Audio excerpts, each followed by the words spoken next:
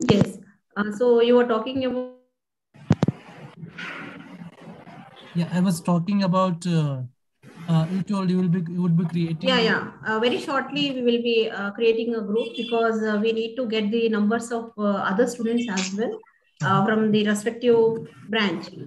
So I'm waiting for that numbers so that large number of students they can get a platform, and we will be intimating you as if necessary about the other details or any other extra material or whatever it is related to our topics. We will be sharing in that group, and that will be purely official group.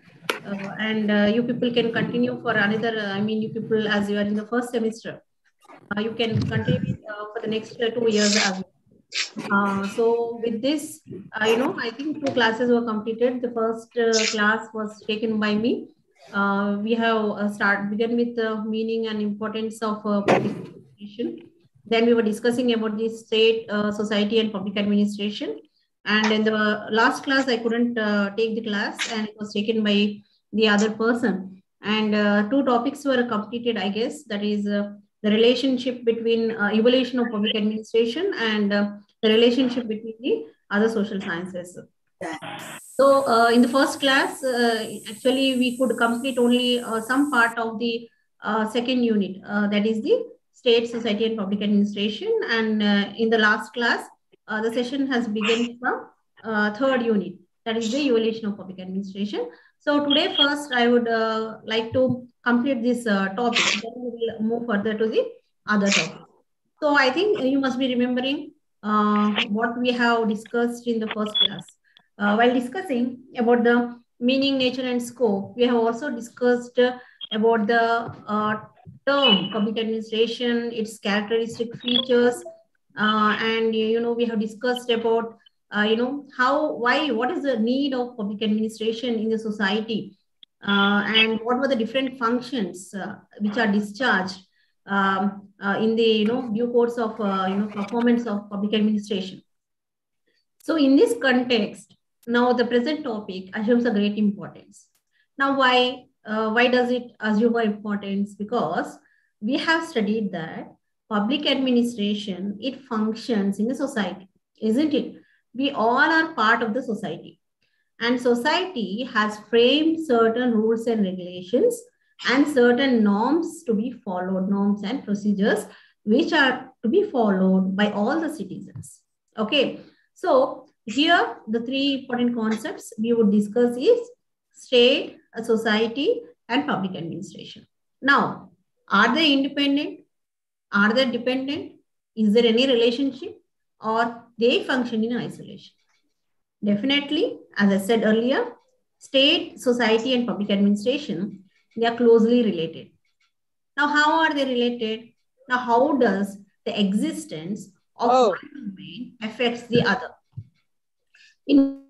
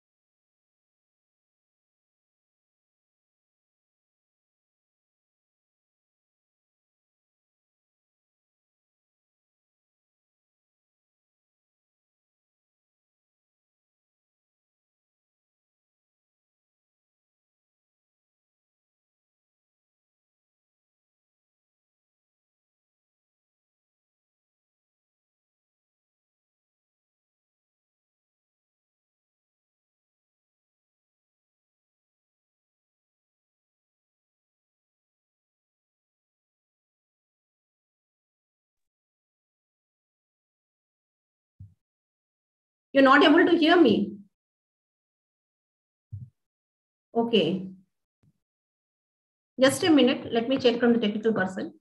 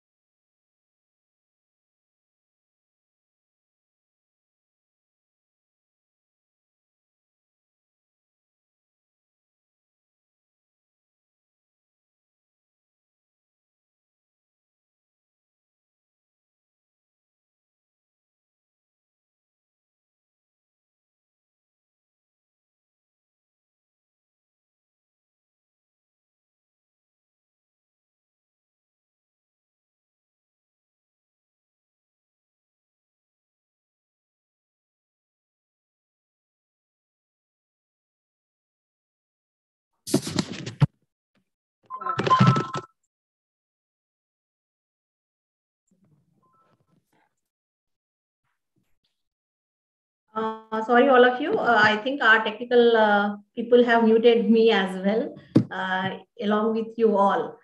So sorry for that. And I would like, now I think you're able to hear me, right? Yes?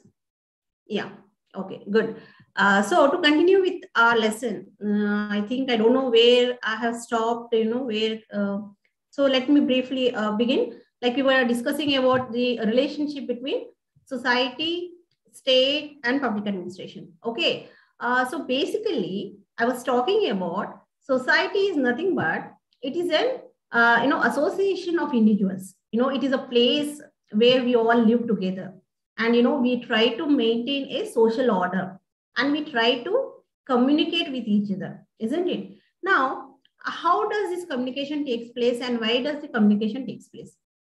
Basically, the basic difference between us and other living beings on the earth is we are social animals, isn't it? Whatever we communicate with each other, it gets carried over the generations as well. And that is the beauty of communication among the human beings and intelligence of human beings. Whatever the knowledge we gain in particular generation, that is passed on to the other generations. So with that, what is happening is, whatever the mistakes or whatever the challenges we faced in one generation, that can be overcome in the other generations. So that is a basic, important feature. We live together, it's an association of individuals where the communication takes place. And, the main purpose of any society is to maintain the social order, and, the community life of the society should be, in a peaceful manner. That is the important features of the society which we discuss. Then comes the state, which is very important. Now, can we imagine a society without the state? Now, it's really difficult in the present times, because all the people are more empowered. They have their own ideas, they have their own ideologies, and their thinking might differ. We have several sections in the society. So in order to maintain the stability in the society, some kind of regulation is needed, as we discussed in the introduction class as well. So for this purpose, we have the state. Now, basically, there are few features of the state. What are the features of the state is, main is population. Okay, population, then comes the territory. Okay, now population is nothing but the people who are residing in a particular territory, in the particular area is the population. Then comes the territory, that's a geographical area. Then, the government. Government is a regulating body, we can say. In some places, it is elected one. In some, it is a nominated one. So the forms of governments differ from state to state. Then sovereignty, that is the supreme power lies with the state. These are the four principles, or you can say four characteristic features of the state. And for the functioning of the state, we need the government to regulate the state and, to maintain the law and order, to protect the people from the external threats and all, to implement the government policies and programs, and to administer the state. Then comes into picture about public administration. Okay, now I think you are able to understand what is the relationship between the society, state, and public administration. Now, what does public administration do? Now, it's nothing but a kind of revision to you, because in the first class, I have already discussed what does the public administration do. It is, it performs, it has got certain regulatory functions in order to maintain the social order and to facilitate the development of the society. Now, what is the main purpose of society? It's not that just we are living or, we are passing the time, all of us. Everybody has got certain purpose in the life. Every human being, every individual, for that matter, every organization. There are several organizations, on this globe. We have discussed in the first class the differences between the public administration and the private administration. That is, every organization has got a certain goal. Now, does any organization or any person, does he think that he should stop to that level? See, today, one person may, he may be a teacher. He might aspire to become, to get promoted in his further, career. In the same way, a student or a businessman who has just started his business, today, nowadays, you have seen several startups are coming up. So now, what is the main purpose? Now, do you think they stop till where they have started? No. Every person, for that matter, every organization, it looks forward for the development. That development is very important. And the development of the society is the responsibility of the public administration. See, whatever the responsibility has to be taken place in the state or in the society, that functions are performed by the public administration. Now, how is it performed? Who helps them? They have got a set of officials whom we call as bureaucracy. You must have heard the term bureaucracy, isn't it?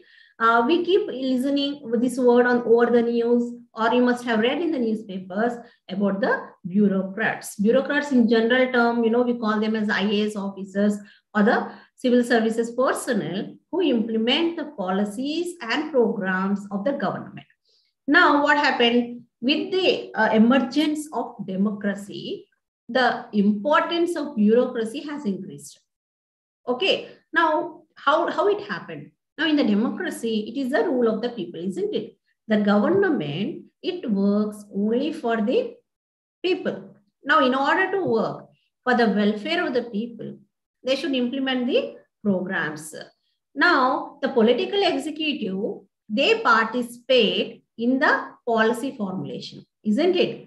Policy formulation is the responsibility of the political executive, whereas implementation is the responsibility of the bureaucracy, if we take in any democracy, even for that matter, even in India.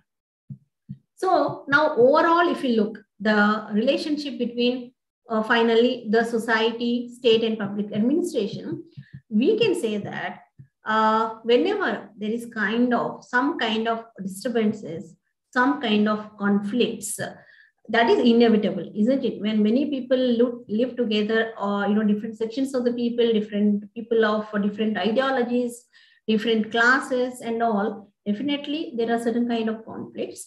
In order to avoid the conflicts, the public administration has to play a very vital role in the state and society. And especially when we talk about the country like India, which is a developing country and which was, under the colonial rule for a very long period. So what happened? The people of India were subject to exploitation. If you take in terms of employment, literacy, employment, or or any other development factors, they were hampered. So in order to, uplift the society, in order to uplift the people, to undertake these several developmental programs, in this context, public administration, it has got a very wide role. Besides that, besides developmental activities, there are several social issues which has to be tackled, isn't it? Now, what happened after independence? During that time, there were several child marriages were there, and there several we can say, in the society, the people have suffered various forms of exploitation. For that matter, we can say untouchability also. It was caste system, which is still existing.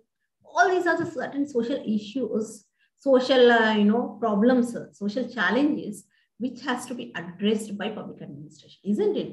Now, suppose if we have to, check over certain factors which are hampering the development of the society, then who has to come into the picture? That is public administration.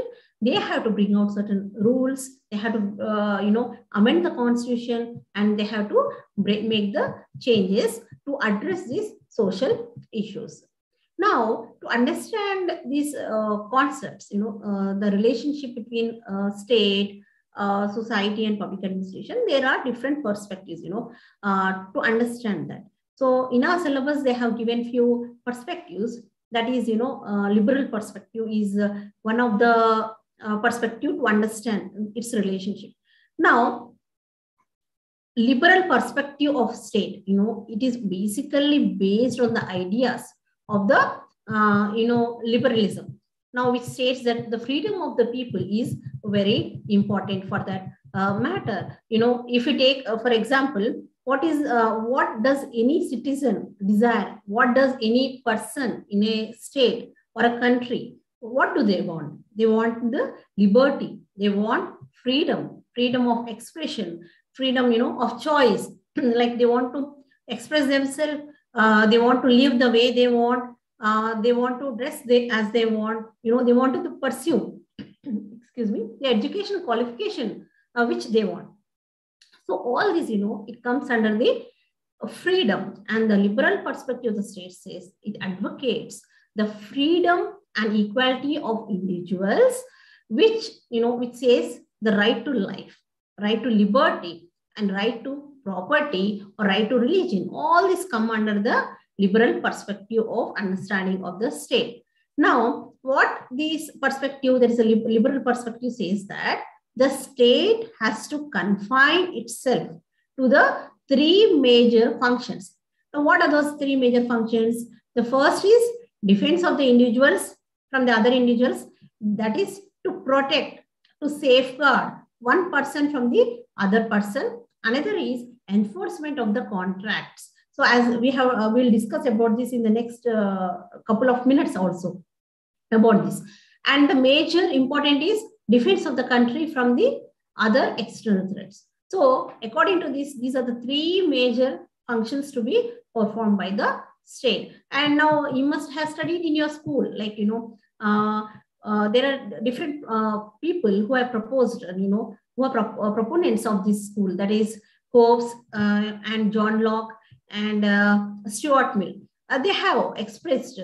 Now, what did they say? Now, according to the Hobbes, human beings, they gave up their rights through a mutual agreement with each other to a third party, which is called as state. Now, can we protect ourselves when, especially in the, when there is a huge population where there is a lot of diversity, an individual cannot fight for himself. So there should be a common consensus. There should be a common, people who can protect them on the behalf of all the people. So for this purpose, we elect our own government, because the government performs these functions. Because as an individual, we cannot perform all the duties, isn't it? We cannot satisfy all the people, all the sections of the society. So on the overall, there is a representative government who can take care of all these activities. Now, John Locke, what he said, that the constitutional head of the state, it should be the people's representatives. Now, the people must elect their own representatives. And what he says is the day the government loses its trust, the trust of the people, then that is the day the government has to it should stop functioning. That was the opinion of John Locke. Then, then and other different thinkers are there who have proposed this. Then, neoliberal perspective comes.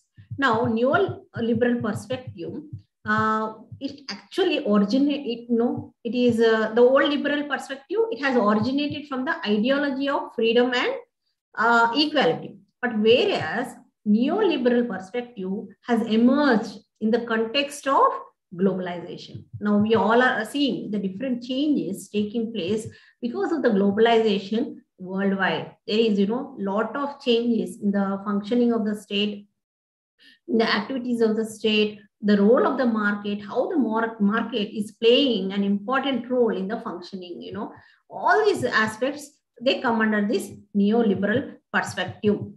They say the society has been changing with the changing times, with the globalization. In India also, after 1991 reforms, we have seen several reforms which have taken place, and the government is slowly withdrawing its functions. Now, earlier, what is to happen? The roads were maintained by the government. Today, we are paying at the toll gates and all, isn't it? So slowly, the government is withdrawing from its basic functions, and we have to pay. We are paying for the additional services which are required by the people from time to time. So what is happening in these times? The private parties entering, that is the market forces are entering and performing certain functions. Now, why does the market perform? Unless there is some kind of profit. We have seen in the differences between public administration and private administration. The basic difference is public administration functions without profit, or it doesn't mainly work for the profit. But whereas private administration, it performs for the money, that is a profit. Now, when the market forces enter, what happens? Then definitely they have to function with some kind of profit.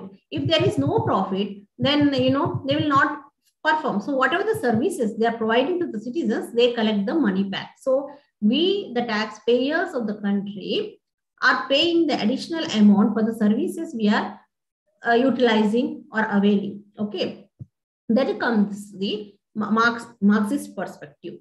Now, the Marxists, they have analyzed the relationship between the state, society, and public administration from the view of Karl Marx.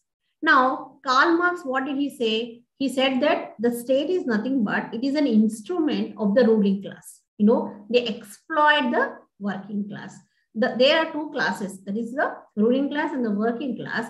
And working class are always exploited by the ruling class. And, he has also rejected the concept of the bureaucracy. Now, the bureaucracy, he says, is they completely exploit the people. They have got high salaries, and they are very rigid.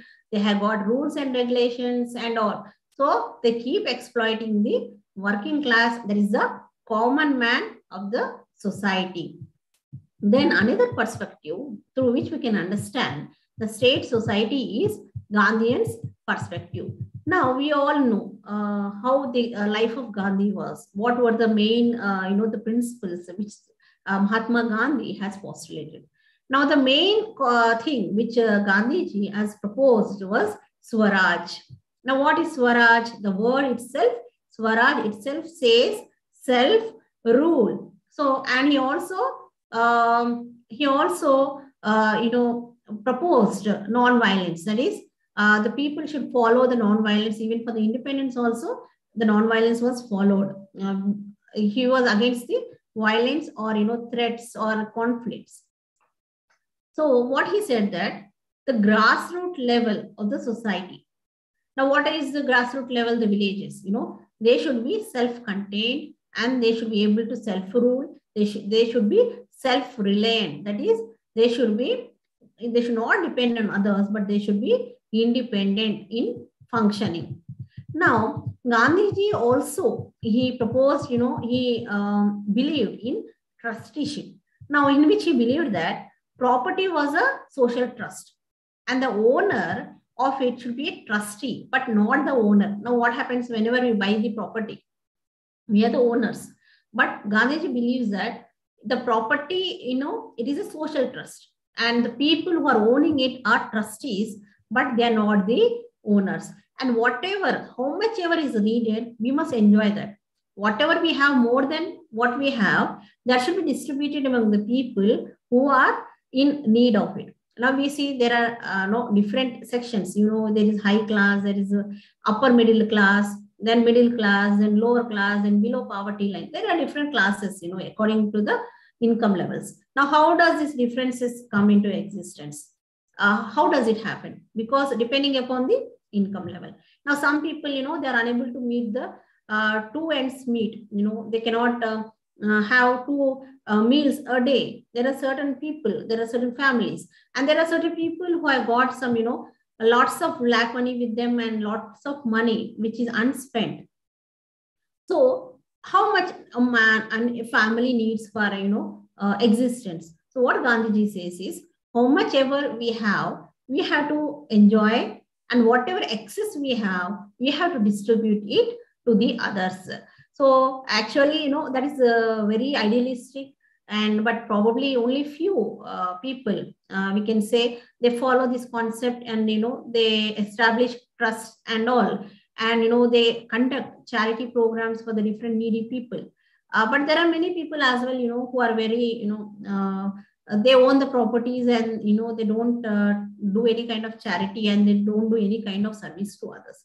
But if you really follow the concept proposed by Gandhiji, his ideas, if we follow, then definitely most of the problems would be solved, the present day problems which our country is facing. And then another important concept is the Weberian concept. Max Weber, he has explained about bureaucracy. You have a separate chapter on bureaucracy also later. So in that, we will study very detailedly what are the different characteristic features of bureaucracy, what are the different forms of bureaucracy, how bureaucracy came into existence. All this you will be studying in that particular chapter, which is exclusively on bureaucracy, in which you will discuss about the Max Weber's bureaucracy and Karl Marx's bureaucracy also. And just before I explain you what is bureaucracy, bureaucracy is nothing but it is the appointed officials who work, for the government, who implement the policies and programs of the government. And what Weber says that a state cannot do with without bureaucracy. So bureaucracy is very important for any state. Then comes the ecological perspective. Now, ecological perspective is proposed by Ricks. Even ecological perspective will study in the second sem. That is, in that you will discuss about what actually is ecological theory, and what are the main characteristic features of different forms of societies proposed by Ricks and all. So in simple, to explain here very briefly, ecology, it's nothing but environment. We do live in the environment. Now we do not live in isolation, and we do not function in isolation. Definitely there is influence, you can say, or the external factors, they influence us. They on our performance, the external factors play a vital role. So this has been explained by Ricks in terms of administration. How does the administration works, especially in the developing countries? What are the different factors which influence administration? That is explained in this topic, and you have a different, a very big lesson for this. In that, you will discuss very extensively about that. Now, after discussing about the different perspectives of state, society, and public administration, what are the developments? What are the latest developments, or you can say the contemporary developments? Now, as I told you, the relationship of state, society, and public administration, it is very dynamic. It is not static. It keeps changing. It changes from time to time.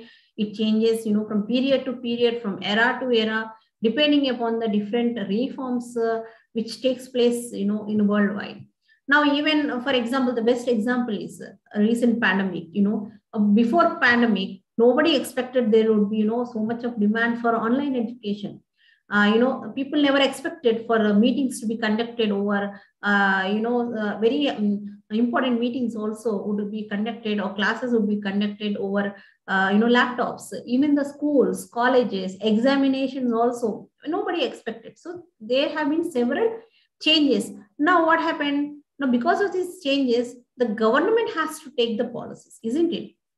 The government must bring out certain policies favoring whatever the changes are coming, whatever the demands are coming, whatever the needs are arising in the society. Depending upon that, the policies change. So this is just an example to tell you how there will be the shifts in the policy making depending upon the changes which takes place in the society. So with this, in the latest, we can say that the market is playing a very important role, and new public management is playing a great role. And what are the different changes taking place, and what are the different features of new public management, and how the government has changed its functioning and all that you will study further. You have different chapters for each and every topic. Since this is introductory topics, very briefly they have explained in these chapters.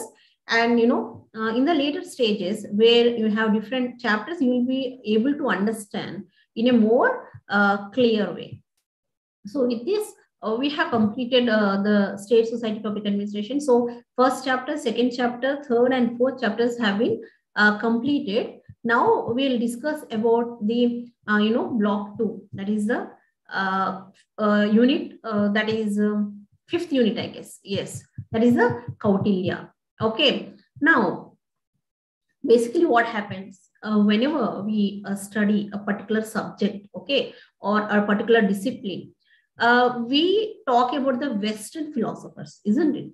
We talk about how the Western thinkers, they have proposed the different theories, and most of the time those theories might not be applicable to our our particular state or our particular communities, because there are different factors. Just now I told you, Ritz, what did he say? There are different factors. There are different social factors, different cultural factors. All these will have impact on the administration.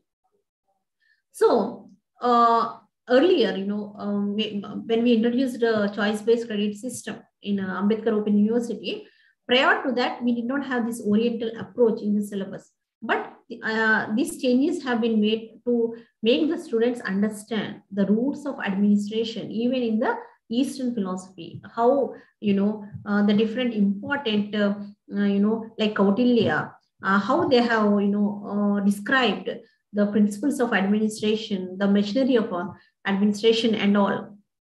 Then Sun Tzu, he also is the Chinese, who has given a very beautiful work which explains about, administrative traditions and, administrative processes, how the leader should be. And why are these important? Because they're very much relevant even in the present times. Even the different organizations, business schools, they adopt these strategies explained by them, in the old books. These are very significant and very relevant to the present contemporary times. So most of us must be knowing about Kautilya, isn't it? Kautilya we have studied in our school books also. And Kautilya, there was a when I was young, there was a program on TV, Doordarshan also, Chanakya. I don't know how many of you must have watched it, Chanakya. And even these days, in the social media also, sometimes they give the important gist of what Kautilya said and how it is relevant to the present times. So now let us see what actually Kautilya has discussed about administration. Now all of us know Arthashastra is the work of Kautilya or the Vishnugupta. These are the names given to Chanakya is also a very popular name. So who was he? He was a teacher, he was a guardian of Emperor Chandragupta Maurya and the founder of the Mauryan Empire.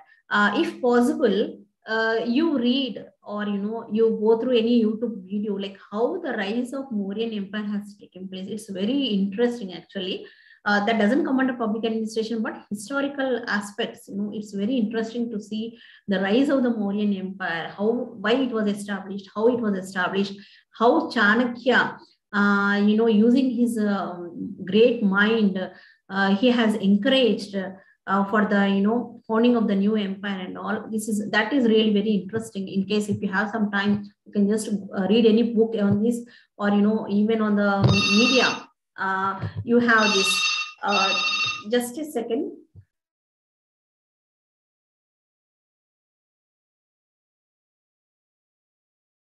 Sorry, there was some call. Yeah, so if possible, you just go through that, a book or any other video. So now let us talk about Arthashastra.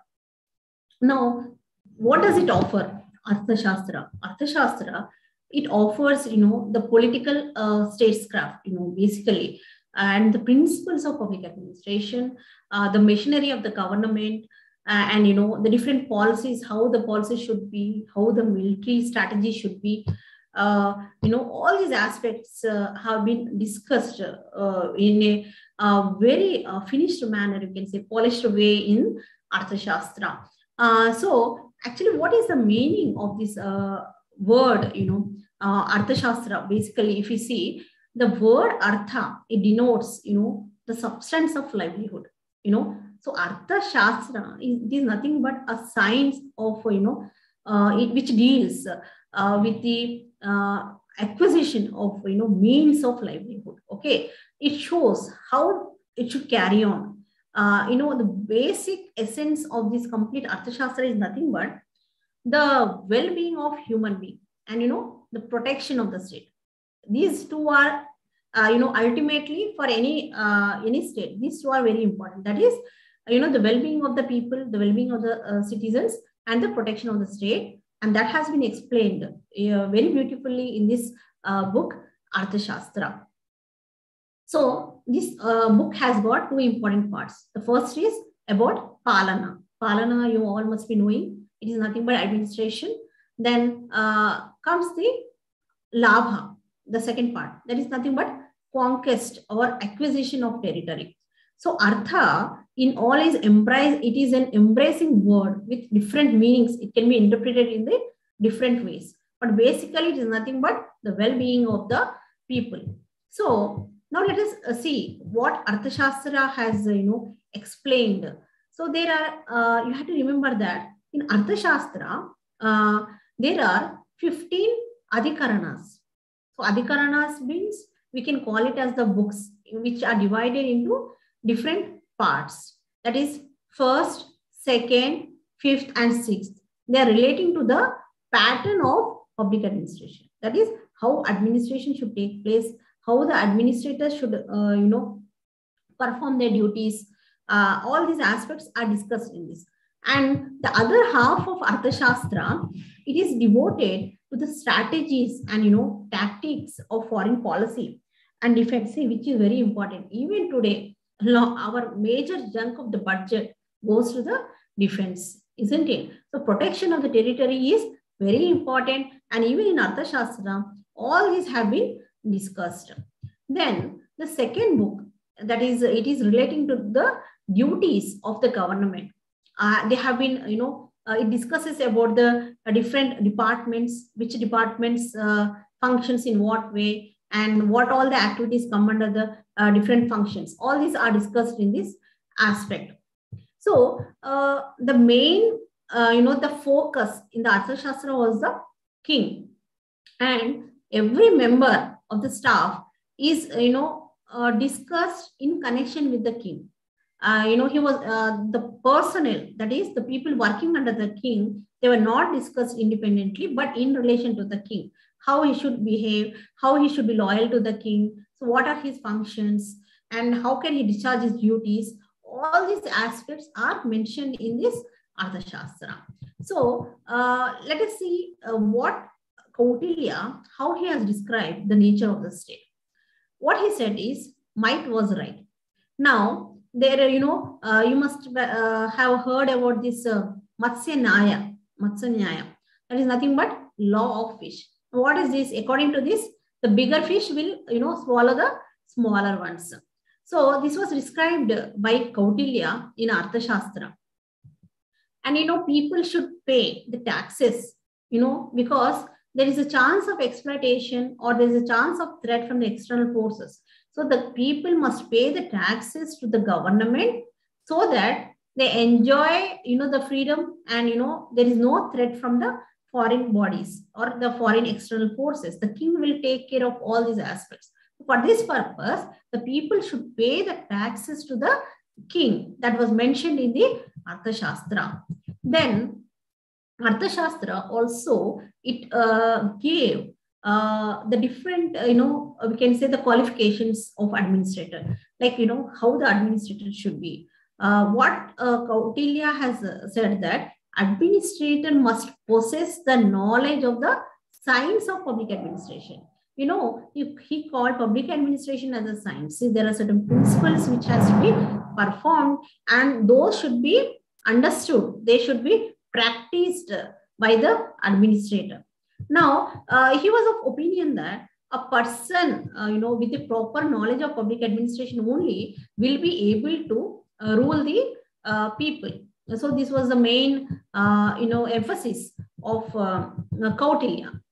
Then Kautilya, he discussed about the king, he discussed about the priest, the ministers and all. And he discussed about another important aspect component, which is very important according to the examination point of view also. That is the Saptanga theory. Now, Saptanga theory is, given by Kautilya. So what does this Saptanga theory says? Now, Saptanga, the word itself, Sapta means 7, isn't it? And generally, we all of us know that Sapta is nothing but 7. So Kautilya, he has described about 7 prakritis or essential organs of the state. Sapta Anga, isn't it? 7 organs of the state. So what were they? The first is Swami, Amatya, Janapada, Darga, Kosha, Danda, and Mitra. So these are the 7 important organs of state as described by Kautilya in the Saptanga theory. Now, about the Swami is nothing but the ruler, the king. What Kautilya described is the extensive powers were attached to the king, because, the king is a person who is the most powerful, who is a protector of the masses, the protector of the property, protector of the state. So he is more powerful. So he is the supreme power of any state. So he protects the people not only from the external factors, from the internal factors as well. So he ensured yoga kshema. So what is yoga kshema? This has been described by Kautilya. Yoga is nothing but successful implementation or successful accomplishment, achievement of an object. Whereas kshema, it refers to peaceful employment of that object. That means, in general terms, to explain, yoga kshema is nothing but welfare of the people. That is the well-being of the people, prosperity of the people, happiness of the people. So this yoga kshema has been explained in Kautilya. What he says that in the happiness of the subjects lies the happiness of the king, and what is beneficial to the subjects lays his own benefit. Now, what does it mean? That is, the happiness of the king should lie only in the happiness of his people, that is the citizens of his territory, isn't it? That is the people who are residing there, who believe him, who pay taxes to him, who consider him as the supreme power. And what is good to the people, that should be the good to the king. That means whatever is good for the people, whatever is very much needed for the welfare of the people, that only should be implemented by the king. So these were the important features which were described by Kautilya about the ruler. Then comes the Amatya. Amatya is nothing but minister. You must remember that. Amatya is nothing but minister. Now, in the ministers, according to the Kautilya, prime minister or the high priest, they were the most important ministers. And there were few people like cabinet. Now, even today we have council of ministers, isn't it? The council of ministers who assist the prime minister, isn't it? You all must be knowing about that. This we will discuss in third semester, that is union administration, about the council of ministers, cabinet ministers, and all. What are the functions in the present times? So even during the times of Maurya, Kautilya has described about not only the prime minister but cabinet ministers who would assist the king in the important matters. They occupied the important departments in the government even during those times. So that was explained by the Kautilya. Then Janapada. Now in Janapada, the Kautilya says that the people should pay taxes, because only if they pay the taxes, the king will be able to protect them from the different threats. They should be loyal to the king. He has not mentioned about the citizens directly, but he mentioned in the Janapada. Generally, Jana is nothing but, we assume it is related to the general public. Then the Dargah. Dargah is nothing but the fortified capital.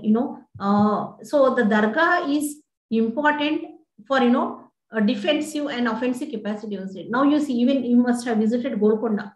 Golconda Fort, have you visited?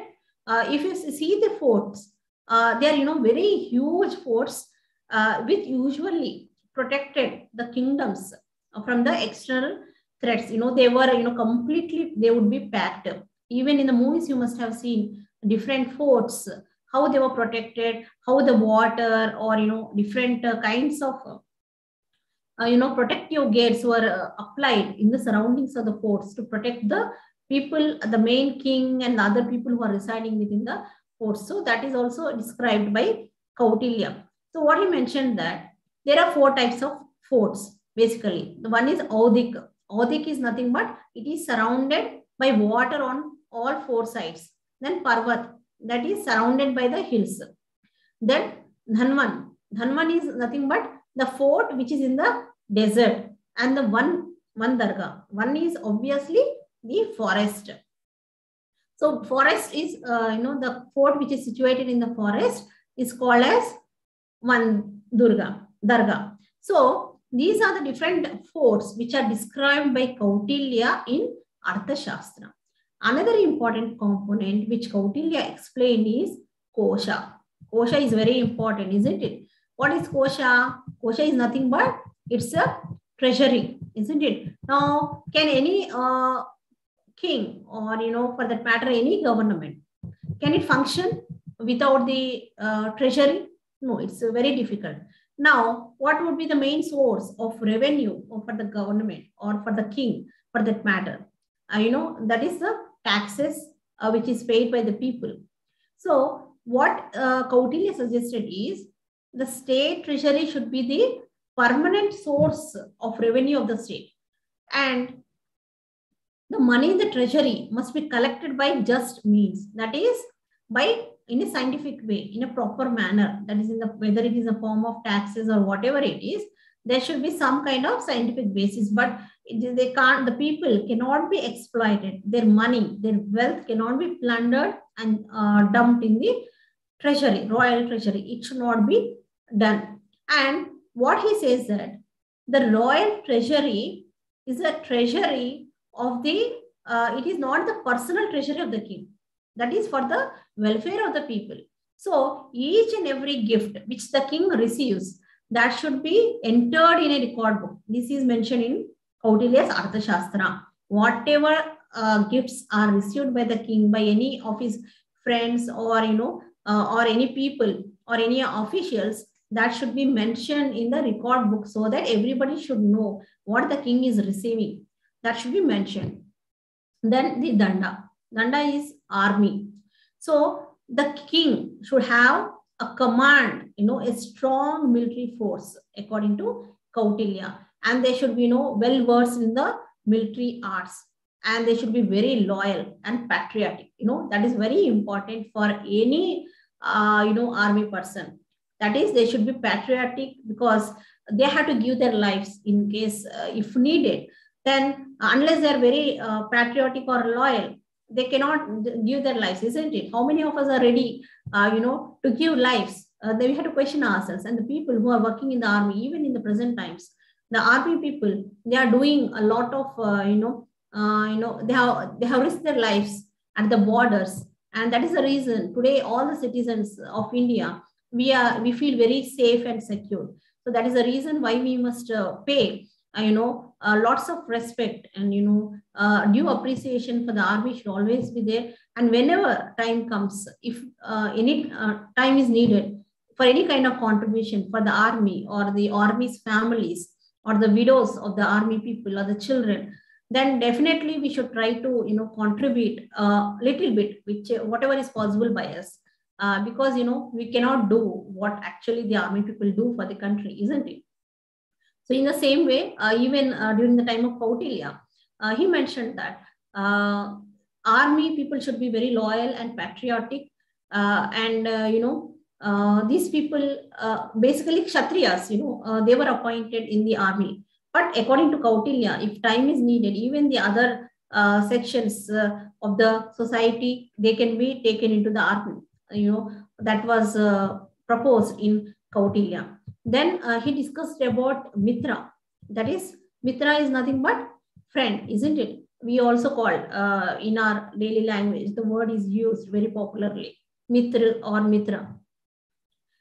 So what he says that friends, allies in general, we talk during with this, during the times of kings and all, the people who are residing in the surrounding kingdoms and all, their friendship is very much essential, because if some very strong opponent or strong enemy is coming, these people who are surrounding the kingdom, if they are our friends, if they are allies, then definitely it will be very easy. Otherwise, if there is enemy everywhere around us, and if some very strong person comes to attack the kingdom, then all these people together might attack the kingdom, and there is every possibility to lose the kingdom. So for this reason, all the people, all the surrounding kingdoms, small kingdoms or big kingdoms, whoever they are, they should have, the king should maintain good relationship. Even that we follow, that is to be followed in present international relations also, isn't it? That is, any country should have good relationship with the surrounding countries for many reasons. That could be trade, for imports and exports, and to avoid every retention of attacks and all. So that is the reason should maintain good relationship between the different countries or neighborhood which are around our own state. So with this, I think we are at the end of our time. So the next, there is a little part of it, and the next chapter of Oriental approach, I will, continue in the next class. So meanwhile, let me check whether there are any questions in this session. Let me check.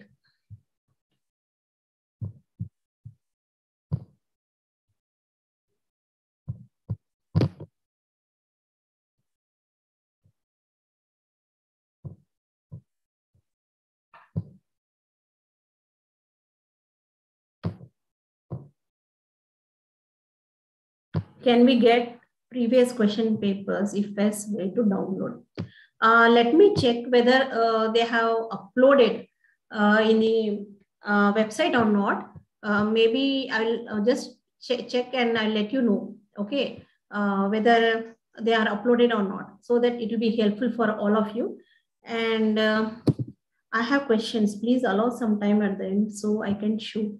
Yes, you can just post your question here. I'm here to answer. Please, you can post here any questions if you have.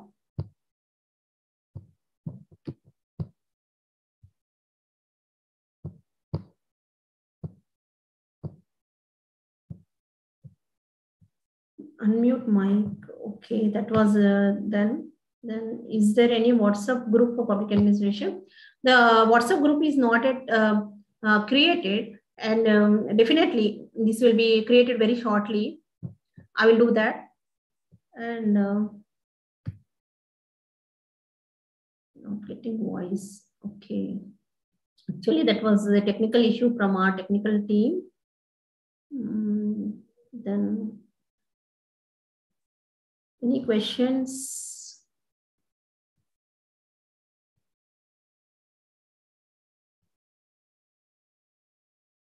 For every subject, there is a separate group. I'm not very sure whether all the departments they are creating groups or not. It all depends upon the interest of the students and the resource person, or I mean the head of the department. It depends on that. So you can, depending upon that, we can plan. So I'm going to create very shortly. You please, all of you, I think the strength is 60 today. So you can just send me your details, whoever is new today. You please, I will post my mail ID. I'm just sharing my mail ID. You can just share your name and phone number so that we can create a group.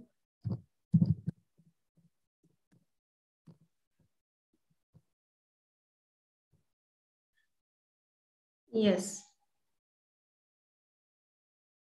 Who created this? What is this? How prepare examination notes?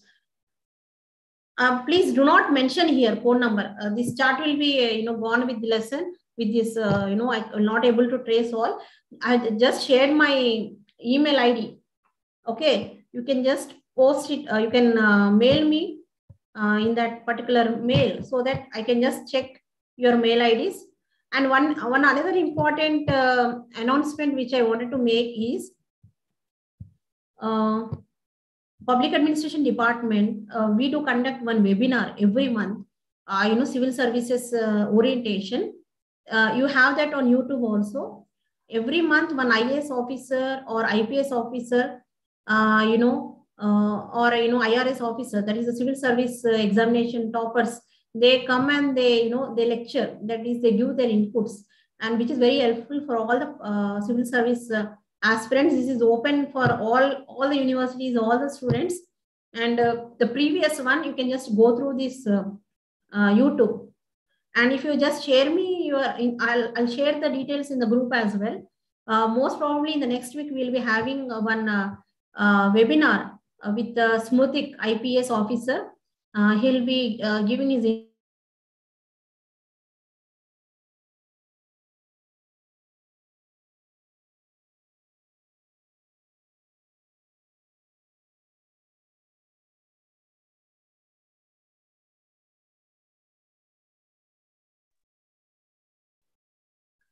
last class, you must have discussed about political science, how the public administration has origin from political science, isn't it? Now, political science is all about, different, mostly public administration is related to the execution part.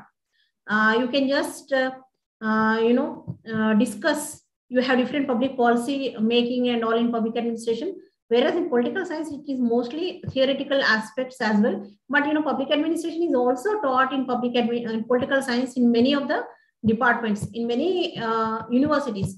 Both are the same, one and same. But in few, these are different departments. Sociology class, please share. Please, I do not have. I was supposed to join that group. Which group is created? I'm not aware about this.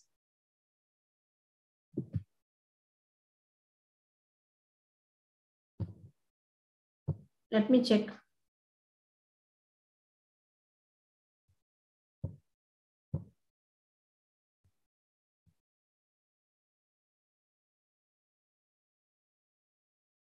Just give me a minute. I'm just checking. Yeah, probably this must be from our department only. Yes, you can join that. Yes. Yes. Please do join.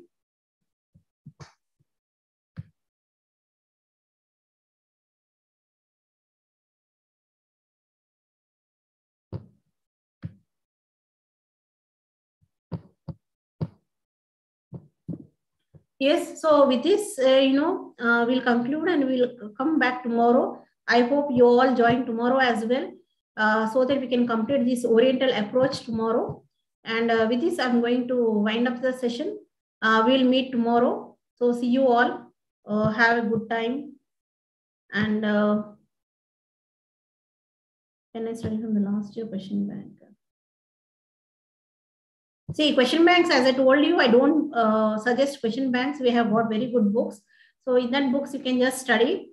And see, it is nothing like that. See, political science, whether it is theory based, even in public administration, we do have theories. But scientifically, if we study, political science is a little different from that of public administration. And yes, so we do have the next session now. So for that reason, I'm going to wind up. So see you all tomorrow. Okay, thank you.